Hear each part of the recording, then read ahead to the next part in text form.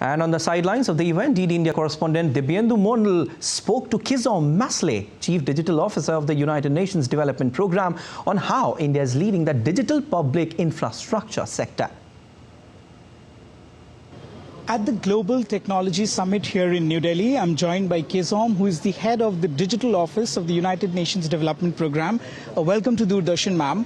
When we talk about digital public infrastructure, you look at the transition that India has gone through. How do you look at the digital transition journey of India in the terms of digital public infrastructure? India has shown a tremendous leadership in the potential of digital public infrastructure, whether it's access to financial services, whether it's access to health services, and so on.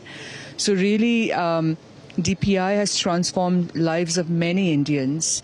And I have to recognize that while there may still be issues of exclusion at the moment in India, the DPI approach has enabled the Government of India and the various stakeholders in the public and private sector to respond with agility and adaptability through a DPI approach. And that is a fundamental approach that we think is important for the Sustainable Development Goals acceleration by 2030, which is why at the heels of the G20 India presidency's remarkable success on the DPI approach, that at the UN, under the leadership of the Secretary General, we launched a high-impact initiative to bring digital public infrastructure approaches to 100 countries. This space the GTS is creating for a discussion on safeguards, on responsible adoption of DPI, is an important one, because the lives of people, their access, especially access for women, become fundamental principles of inclusion in a DPI approach.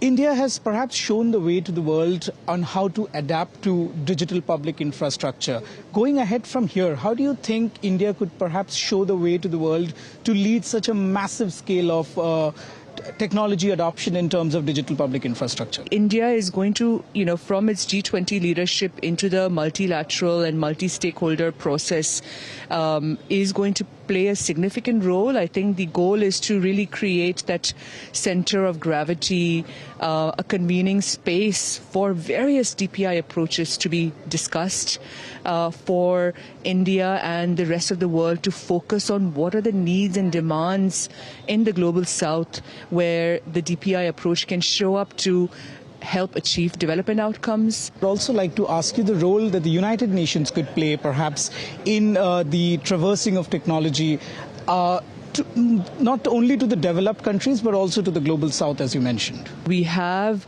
teams that are already working on supporting health system strengthening, cash transfer, social protection system strengthening, climate target meetings, and so on. So we are across these countries. I think the time has come for now for multilaterals to really look at digital as a core enabler, but also as the horizontals that are required at the country level infrastructure of how we undertake and deliver development assistance. Digital public infrastructure has a lot of potential, not only for the developed nations, but also for the many in the global south. And perhaps India could lead the way towards this for the global south. With camera person Lalit Kumar, this is Dibyendu Mondal for DD India from New Delhi.